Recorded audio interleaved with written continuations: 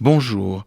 Le 8 mars prochain, le Musée d'art et d'histoire du judaïsme rendra hommage à un grand philosophe, un grand humaniste, un grand homme, bref, un mensch. Je veux parler de Vladimir Jankélévitch.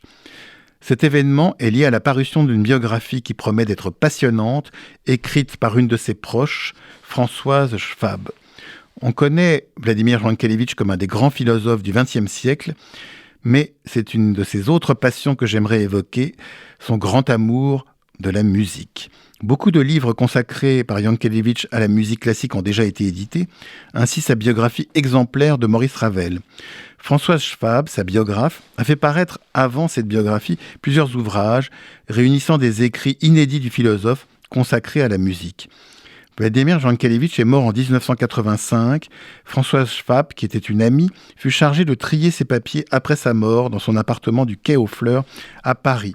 Et elle a en particulier fait paraître en 2017 un magnifique recueil de textes, articles, critiques, notes consacrés à la musique, l'enchantement musical. On y trouve l'amour de Vladimir Jankélévitch pour les musiques françaises et espagnoles et, il faut avouer, également un certain dédain pour la musique allemande, et cela même avant la Seconde Guerre mondiale. Il y évoque notamment Gabriel Fauré, son grand amour, mais aussi Debussy, Ravel, Liszt. Et on lira dans ce livre des pages consacrées à Mahler, écrites avant-guerre, en un temps où la musique du compositeur était fort peu jouée, mais aussi on y lira un hommage au chef d'orchestre Paul Paré, qui fit preuve de beaucoup de courage durant l'occupation pour protéger les musiciens juifs de ses orchestres. Lequel Paul Paré n'hésita pas à démissionner de ses fonctions au sein de l'orchestre Colonne quand les autorités allemandes décidèrent de changer le nom de son orchestre en raison des origines juives d'Édouard Colonne.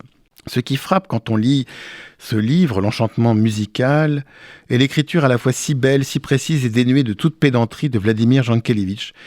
Et n'oublions pas non plus l'humour de ce grand monsieur qui, évoquant son amour du déchiffrage des partitions, nous dit « Lorsque je joue du piano, je joue aussi bien la première fois que la 20e et aussi mal la 20e que la première. » Un vrai bonheur de lecture donc que les ouvrages de Vladimir Jankélévitch consacrés à la musique et l'annonce d'une très belle soirée le 8 mars prochain au Musée d'art et d'histoire du judaïsme avec la participation de François Schwab et également de son éditeur Stéphane Barsac.